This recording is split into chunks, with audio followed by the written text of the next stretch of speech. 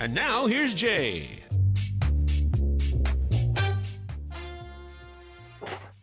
And now here's Jay. Here's Jay. And all lines are open. I wonder how many lines there are. Anyway, don't answer that. So, welcome to the Educated Retirement Radio Show right here on KMET 1490 AM. Whew, that was a mouthful. Where we contemplate retirement and how to best prepare for retirement and how to best stay successfully retired. And we've got two great guests today. Cynthia Sender and Steve Wanamaker which will cover all of our needs for healthcare, in-home. Well, I keep calling it healthcare, and I guess that's not exactly in-home care because healthcare is actually medical. So in-home care and thereafter, which would be for those who are looking for a place, we used to call them nursing homes, but they're more, as Steve put it, they're more like resorts for the elder. I hate that word. I heard it just recently on something. But hello there, elderly. We are the show, as Grandpa would say. He's got the show for the 50 plus. This is the show for the 80 plus. No. So remember to absolutely meet your retirement needs, top off your tank so you can make it all the way. I'm not sure where we're going, but let's keep going. And remember that the future is now. And, that's, of course, that has to do with hula hoops, as you probably know, or if you don't, that's Hudsucker proxy. But why is the future now?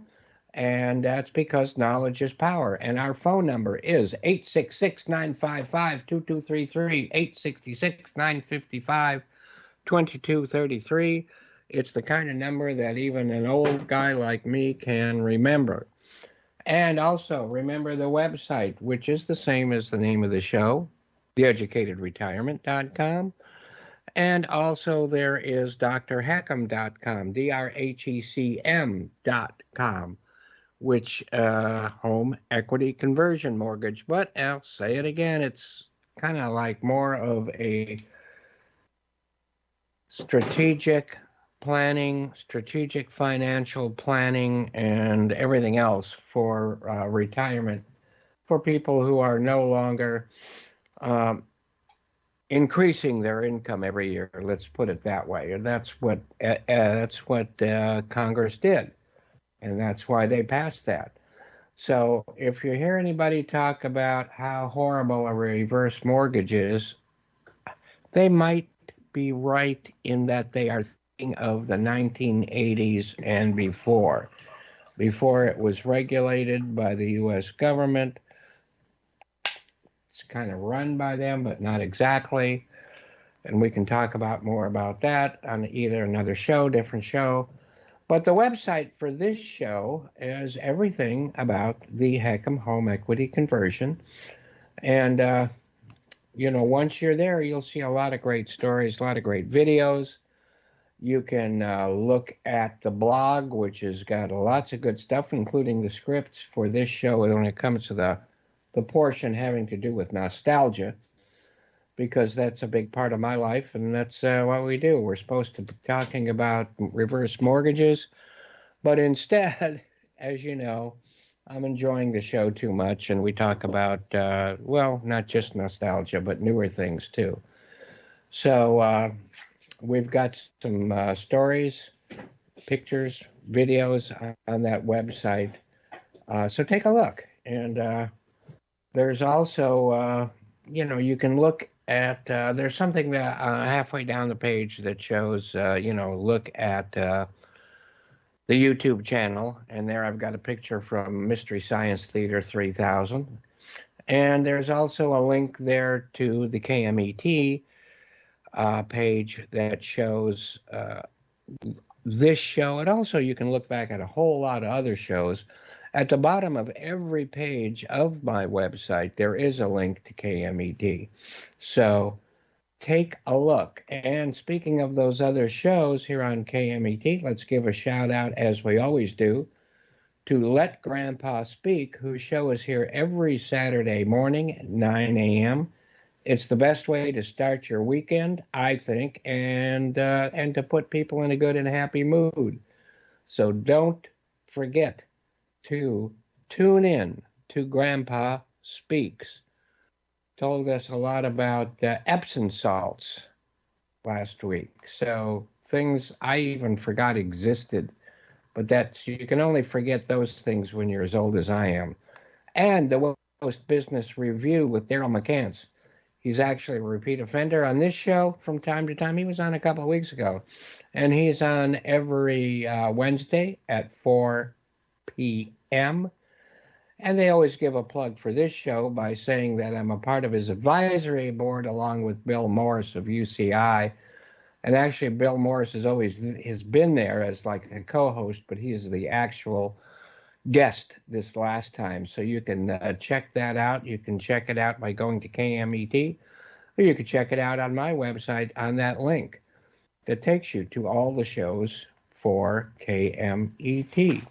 So, and don't forget Ron Siegel's Home and Finance Show here on KMET every Monday through Friday at 6 p.m. And I'm on his show about once a month. What am I? It's the 16th, I think I'm on this.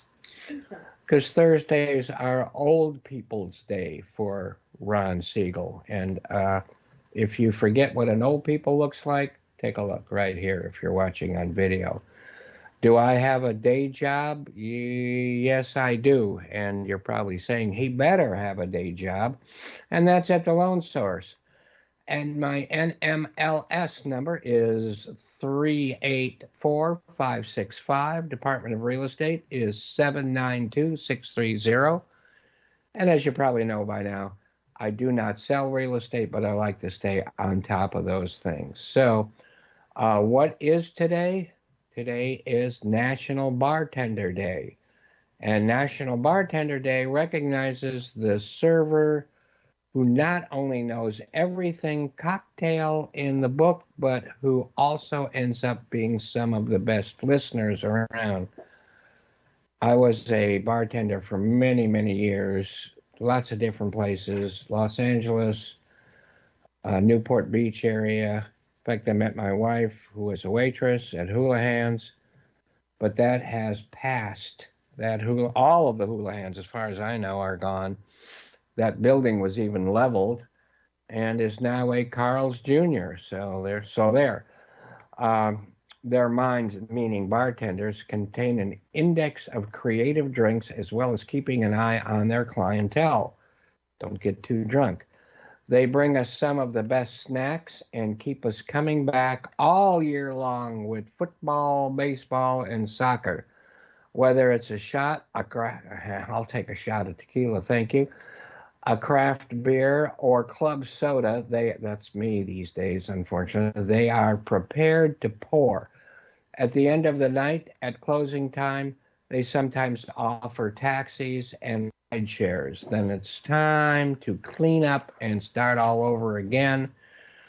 Go have breakfast. Back in the old days, like I said, when I first met my wife, then after breakfast, it was back home to watch a repeat, listen to me reminisce, a repeat episode of The Prisoner, which always seemed to happen when we got home as the sun was not quite up yet.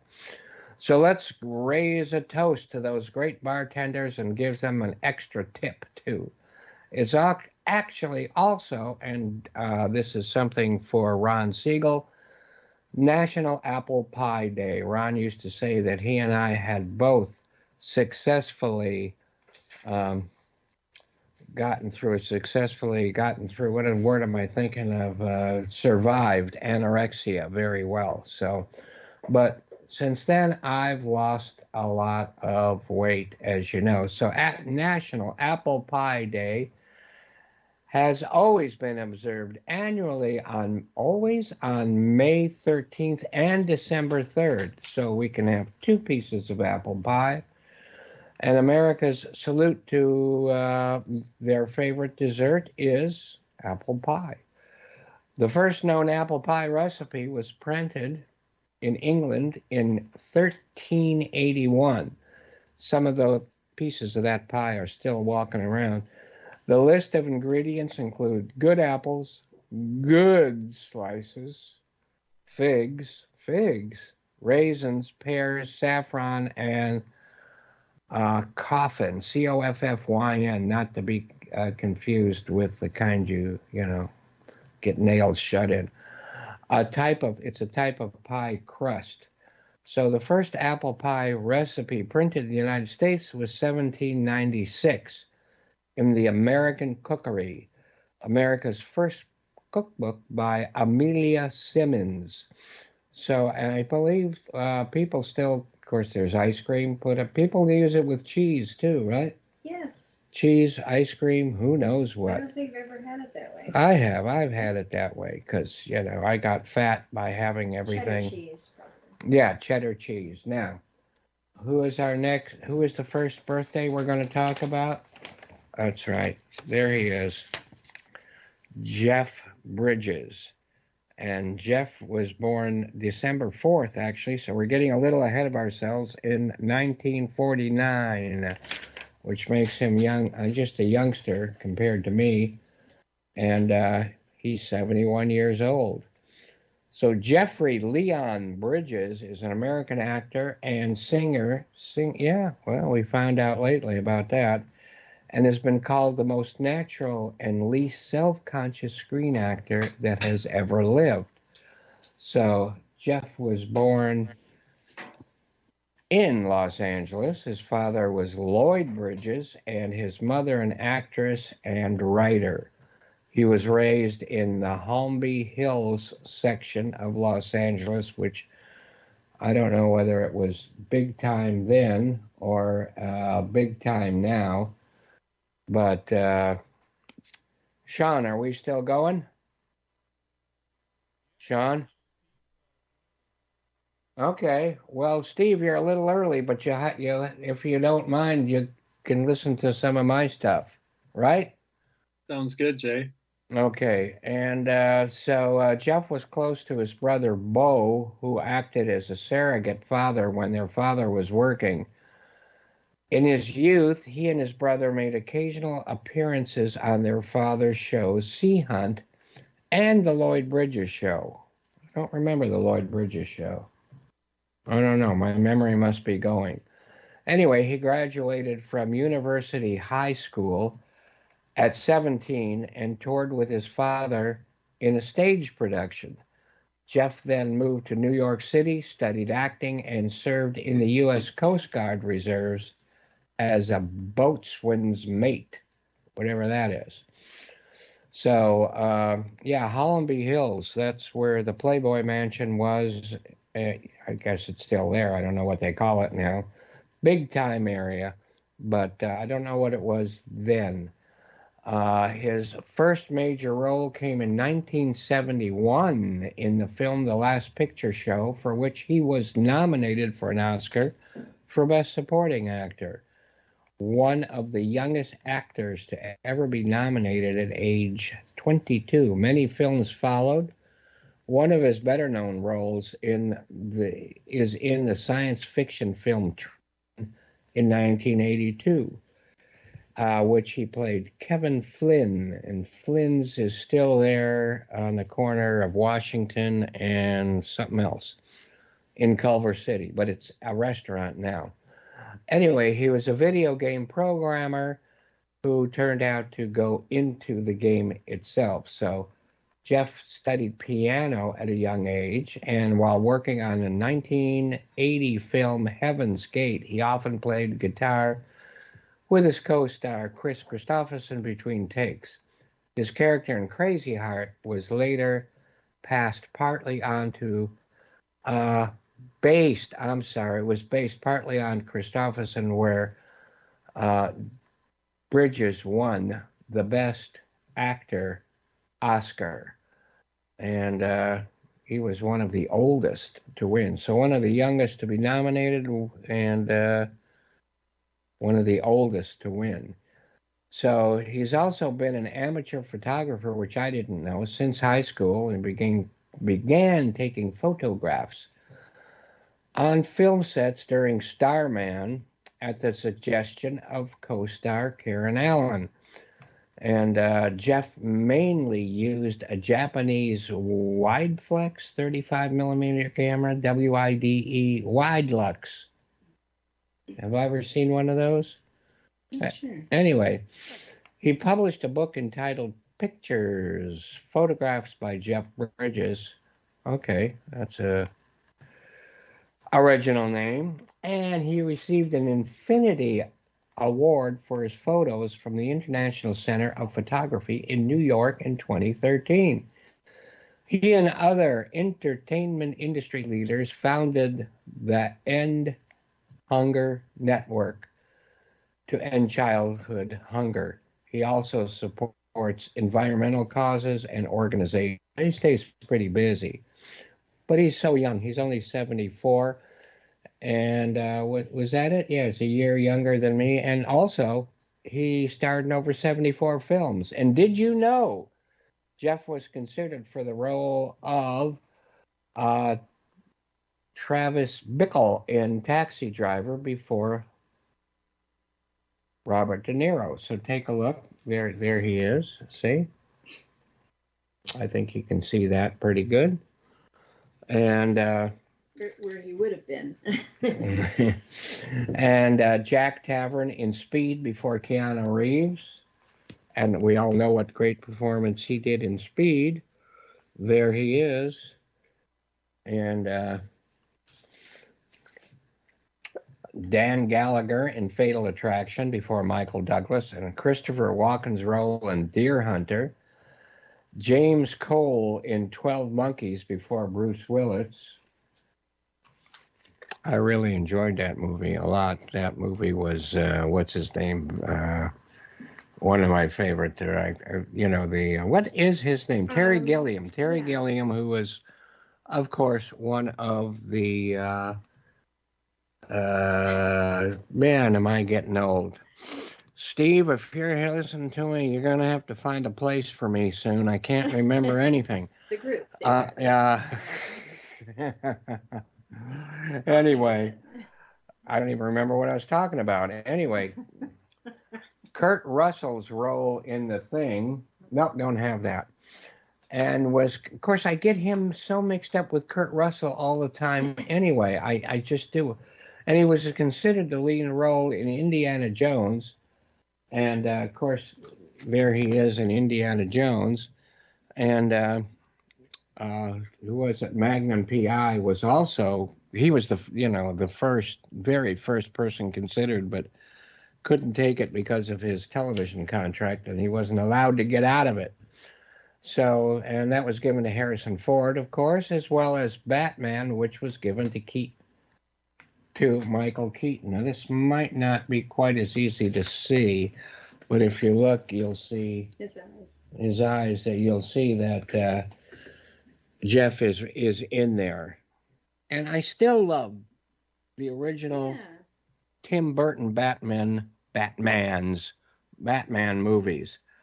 The other ones, a lot of them are absolutely great, but there's just something about holding on to that comic book feeling rather than just an action movie that Tim Burton was able to bring. He turned down Pretty Woman, Ghost, don't have any of that stuff. And he was said to have turned down the role of Matt Hooper in Jaws. Are you kidding me?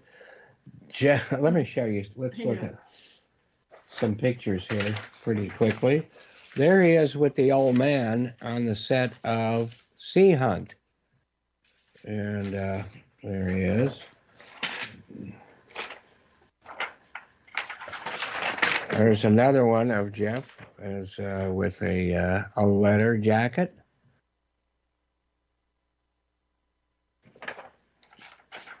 I don't know. I think you know what he looks like, so we'll go through these pretty quickly.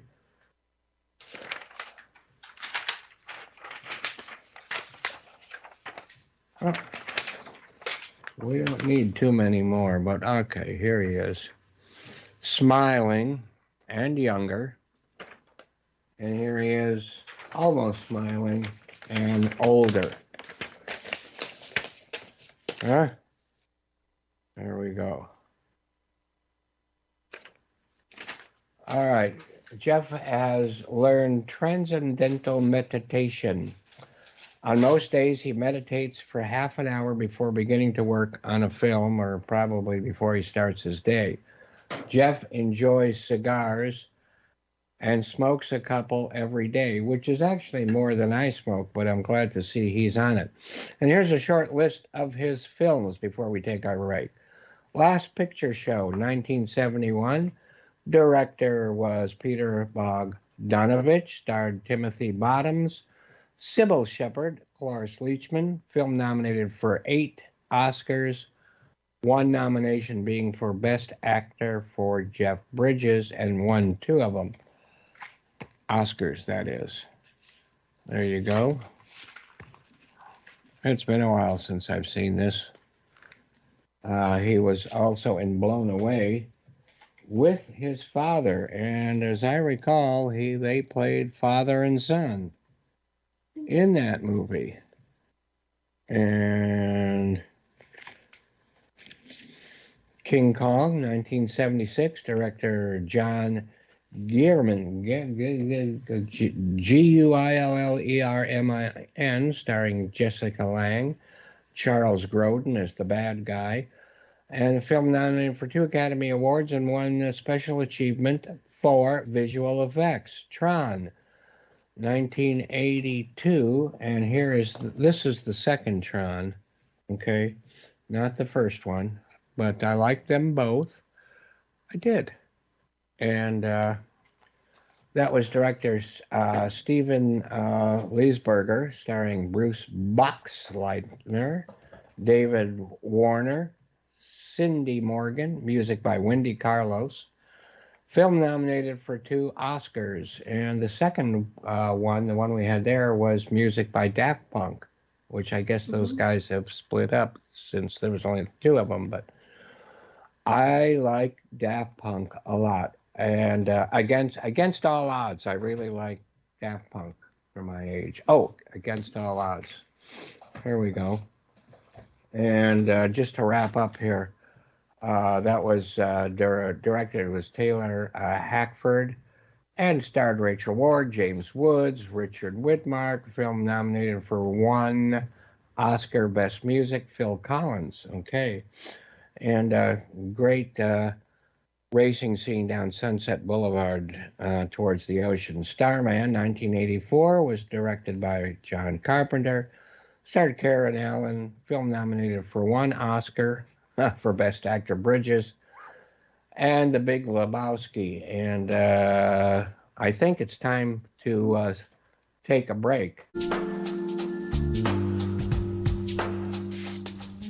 Oh, welcome back to the Educated Retirement Show here on KMET Radio, where we contemplate retirement and how to best stay in retirement, how to best prepare for retirement. And that's not just money and finance, it's a whole way, a mood, and most of all, decisions that you have to make as retired and as you get closer to retirement. So I don't want to spend too much time because we got a couple of really good guests that we've had. They are both repeat offenders for this show, and they have a lot to say, usually do. And, so do you have that plug for my mouth? I'm asking the director here to shut me up because sometimes I cannot stop talking. But I will now. And what I'd really like to do is let our 2 guests introduce themselves. So only because ladies normally come first, we'll let Cynthia go ahead and take as much time as you want. I mean, tell us, about what you really do and, because we all know how important that is. So go ahead and take a minute or take 10 minutes or whatever. Okay, I'm happy to do that. Thank you again, Jay, for inviting me back. I think I'm a Our third-time pleasure. offender. Yeah. So I'm Cynthia Sender, and I am a gerontologist and the vice president at Care Assist Services. And Care Assist Services is a licensed home care company in Orange County, and we do serve other areas. I'll get into that later. But what a home care company does and is responsible for and licensed to do is provide professional screened caregivers that come into a senior's or adult person's home and provides what we call activities of daily living or other support services in the home. So our company has these registered caregivers, and we are providing care to clients throughout Orange County and beyond. And we have been faced with significant challenges due to COVID and new protocols for caregivers. So I'm happy to go into that a little bit later.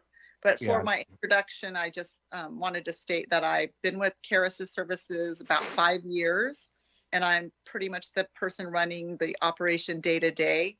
We have a great reputation throughout Orange County, and I'm very happy to be here to talk about all those things that people are interested in knowing about how home care works, what it costs, how do you get it started, and all of that. That's great, and it's so important too. And excuse me. So we'll go ahead and let Steve introduce himself. And I know what he does actually meshes really well with what your industry and with what you do. And then we'll go back and we'll do a three-way discussion, actually, without me as much as possible. From there on. So Steve, please. Yeah, Jay, thanks for having me again. I really appreciate it. My name is Steve Wanamaker, and I own Oasis Senior Advisors here in Orange County. And what we do is we help families find assisted living, what we call board and care homes or residential care homes, and memory care for their loved ones. So whereas Cynthia helps people stay in the home, which is what the vast majority of seniors would like to do as long as possible, there does come a time for some seniors where it just doesn't make sense to live at home anymore, whether it be for safety purposes, for social purposes, or for financial purposes. And what I do is I help find that next great home for them that meets their needs based on the type of care that they need, based on their budget, based on their location preferences, amenities and services, the staffing that they might need. And, I do this very similar to how you might work with a real estate agent if you wanted to buy a home. And hire that real estate agent to, tell them exactly what you're looking for in a home and the location, what your budget is. That real estate agent is going to go out and find the homes that are for sale, narrow those choices down for you, and take you out to go visit and see those homes.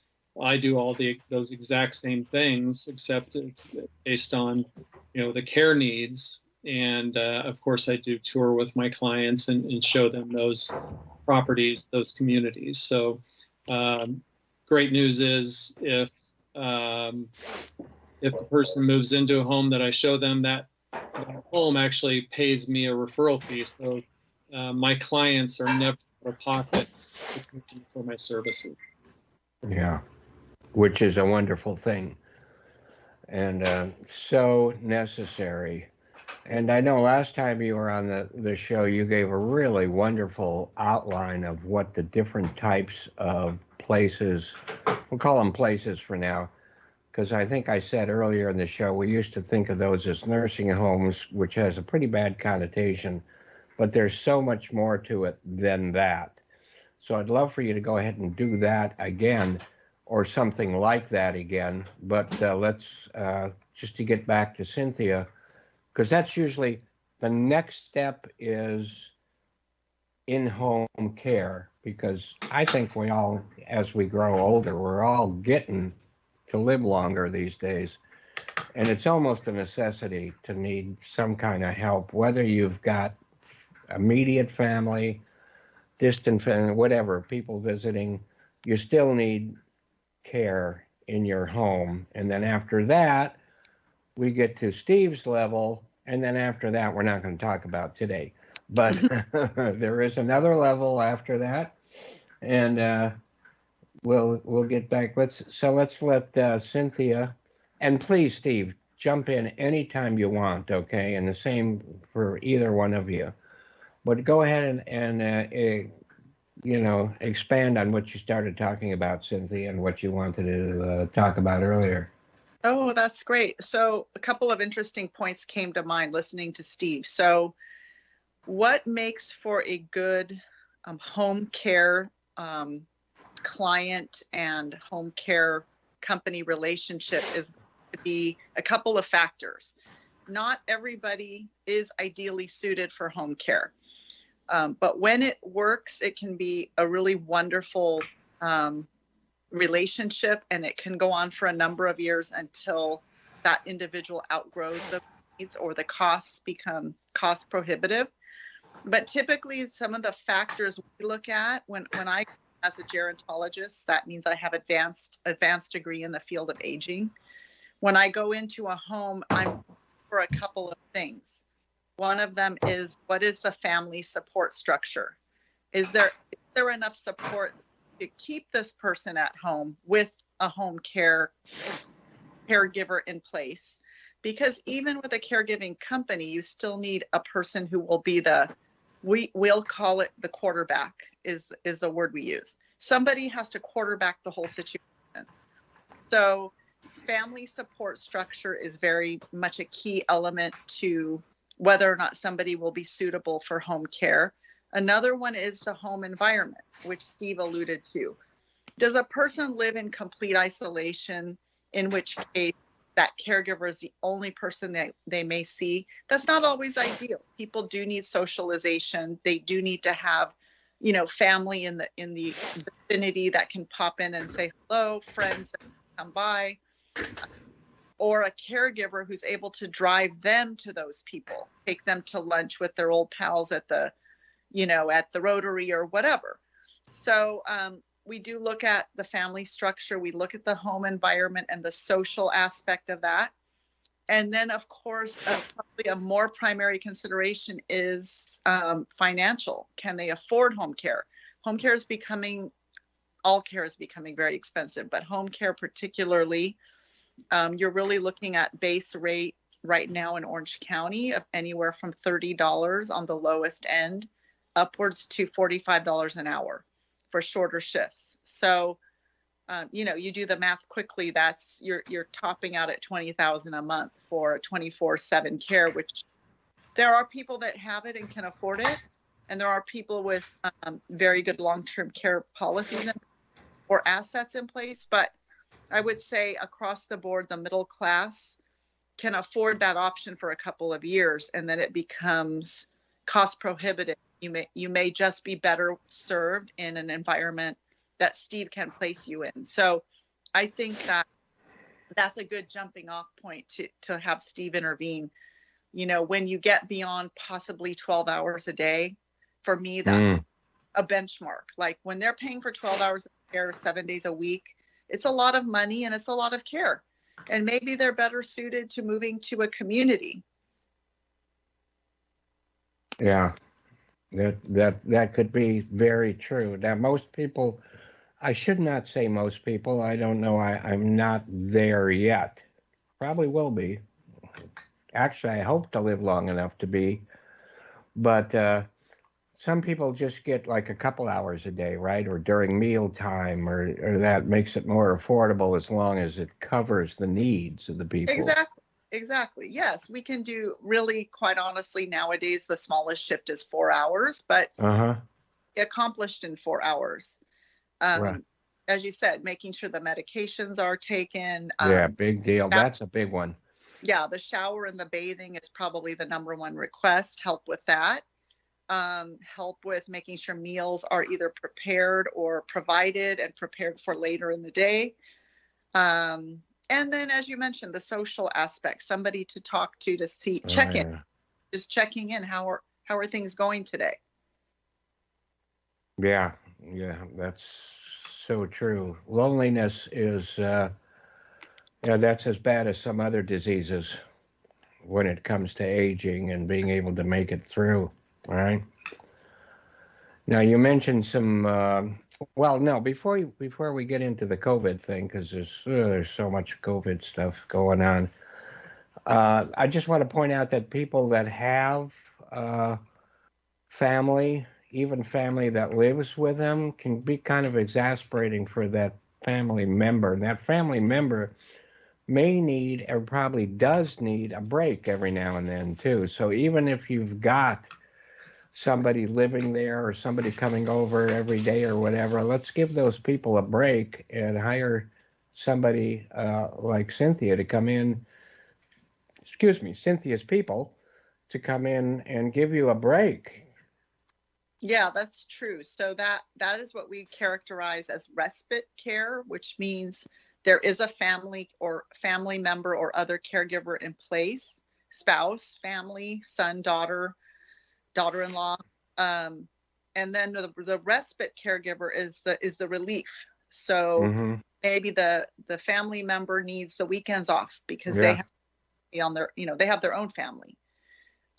Or they have other days they need off because they have appointments of their own. So that's another way a lot of people start care. Another reason, I should say, they will want to start with just 2 days a week, and they want to fill those gaps where they can take a step back, go take care of their own, issues and Right. responsibilities. So yes, respite care is a very good feature of home care. And you hit on another point, and that is a lot of times what we can do is structure the care to meet their needs. It's not a one size fits all. Some people might need 4 hours a day, 3 days a week. Some people might need 8 hours a day, 7 days a week. We determine that when we do the in-home assessment and the professional care plan. Yeah. Because these people that, if they're family members, I mean, I always think of like when you're on an airplane, they always tell you if the oxygen mask comes down, put it on yourself first before you put it on your children or the other ones. It's kind of the same thing. If you're a caregiver, your family member, you got to take care of yourself, or you cannot take care of the person you're supposed to take care of properly. And Jay, just from the standpoint of assisted living, in terms of respite care, assisted living, some communities do offer respite as well. So usually at a minimum of 2 weeks, but there are some that are less. Wow. And so you can go ahead and place a senior in a community for a very short time for respite care. Maybe the family needs to go on vacation or had a vacation plan, and so they can get the care that they need in a community without that long-term, idea. Yeah. I didn't know that existed, but that is so important. That is great to know. That's great. It's like, if you're a younger family or the children or whatever, it's not like you've been completely taken over. You're doing your part, you're making yourself feel good, but you can still take those vacations and still take those time off and know that your loved one is in good hands. So that's really, really good to know. And this question may cover both of you, but I know that Cynthia earlier talked about COVID and the challenges that has brought. Oh boy. So like in the home care, what have you been doing or what have you done to conquer those problems? So great question. And I'll just kind of track back to the beginning of the pandemic. So right off the bat, our company is a member of a network called Honor. Honor Care is actually an operating partnership that we are in business with. The beauty of Honor Care is they have scale. They have many, many companies that provide home care. So they went ahead and bought tons of PPE in the very beginning. And we distribute that to this day. We still distribute PPE to all the clients' homes where the caregivers come and give care. So nobody has to run out and worry about that. The caregiver doesn't have to worry. Upon arrival, they put on their fresh KN95 mask, gloves, and any other PPE that may be required for that client. So that was the first thing we did, and we continue to do it. And at this point, we actually don't even charge our clients for the PPE. We have a stockpile of it. So we deliver it monthly. Great. The second thing is, and this is more of a statewide initiative that has affected both in-home care services and senior living communities, but all caregivers as of November 30th, so that's a couple days ago, all caregivers, whether they're providing care in a home setting, in a skilled nursing facility, in a memory care facility, or a hospital setting, they are required to be vaccinated, both vaccinations, or they are not allowed to work.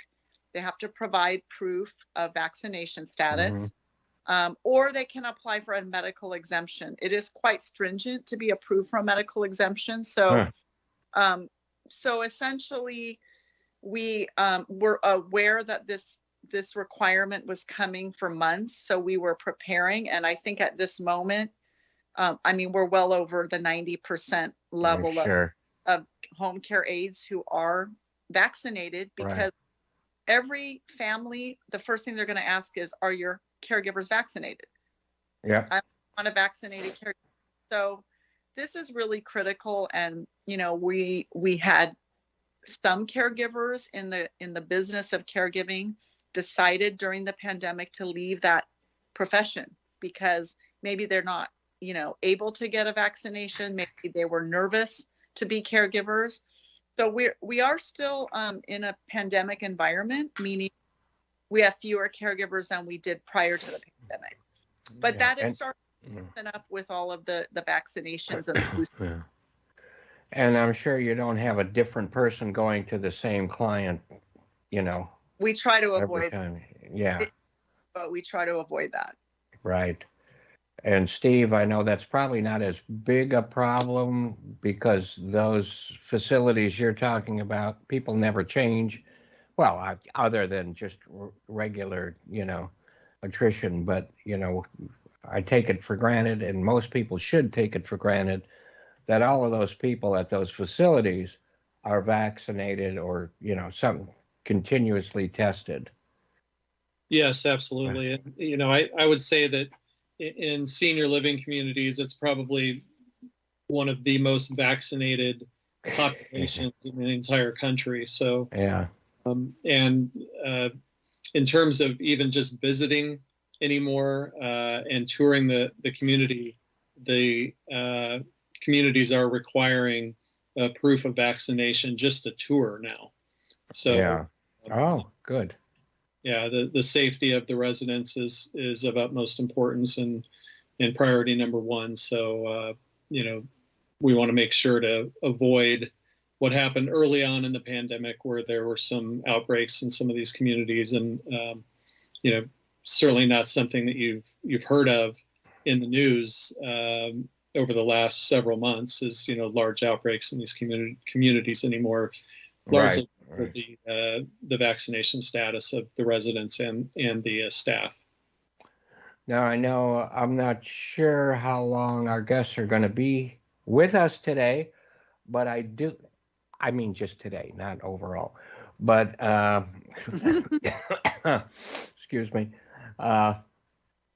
It's not COVID. It's just a sinus infection. Seems like when I get a sinus infection, it lasts 2 or 3 years, but that's not kind of normal for me. But I know Steve's got some great things or you know, teaching, and depending on how long, because we're running short on this half hour. Steve, if you would go ahead and start to tell us about the various types of, well, now instead of calling them nursing homes, I call them resorts, and that's because of you. Yeah. It's certainly the upscale nature of these communities cannot be ignored.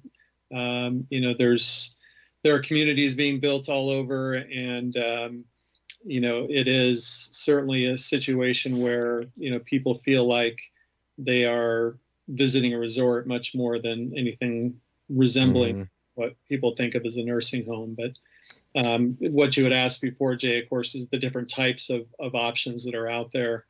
Kind of start from smallest to largest. The smallest would be what are called residential care facilities for the elderly, RCFEs, here in the state of California. And these are single family homes in neighborhoods all over California.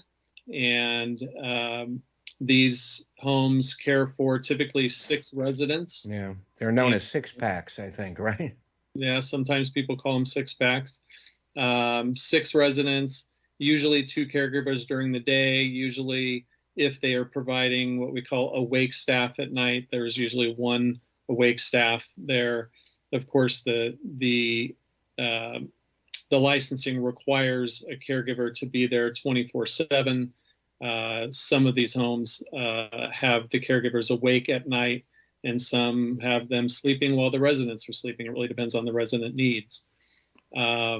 So much more of a home environment, much smaller. The caregiver ratio is much better. So, if you have 6 residents and 2 caregivers, it's a 3-to-1 ratio versus most assisted living. The larger buildings are going to have more like a 12 to 15-to-1 ratio in the assisted living part of the community. And, those caregivers do everything. They provide the care, they do the cooking, the cleaning, the laundry. And, the benefit is much more of a home atmosphere. Caregivers are much closer to you, really just a shout away. Typically the pricing is mostly an all-inclusive price. So for, $4,000, $5,000, $6,000, depending on the community, it's going to provide, the room, the meals, the laundry, the housekeeping, and all the care. What typically is not included would be any incontinence supplies, but some do provide that as well. Next would be what we would call standalone memory care communities. So these are communities that could house maybe 35, 50, 100 residents that are all in a situation where they have had cognitive decline, could be mild cognitive impairment all the way up through advanced Alzheimer's, dementia. So those are communities that are specialized in taking care of people with cognitive issues. Those typically are going to provide either a private room or a shared room, depending on the needs of the client, their own desires, and what their budget might be. Right. And then they typically would have levels of care, depending on what type of care that particular client would need. And then the next would be those larger, kind of what we would call big box communities, assisted living, where again they're going to be providing care for between 50 to 250, maybe 300 residents, and again either in a private studio, a private 1-bedroom, private 2-bedroom. Some of them even have 3 bedrooms or 2-bedroom, 2 baths. Okay, let me, and I hate to interrupt, but we only have a minute left, and we can talk during the break here if you want to stick on for another 5 or 10 minutes or whatever to give us the rest. But just in case, both of you, please tell everyone how we can get a hold of you. Okay, so I'm Cynthia Sender, and you can reach me at Carisys Services. Our office number, which is answered 24 hours a day, is 949-276-8413. And again, that is 949-276-8413. And that number will be answered by a live person 24 hours a day, 7 days a week. Wow. And Steve? For me, you can reach me at area code 949-535-1599. Again, 949-535-1599. And that's our office line. So we'll talk to our guest during the break. If we're not coming back with some more information, I promise I will have them back very soon if they can't go more today. But thank you so much for this much time. Take care.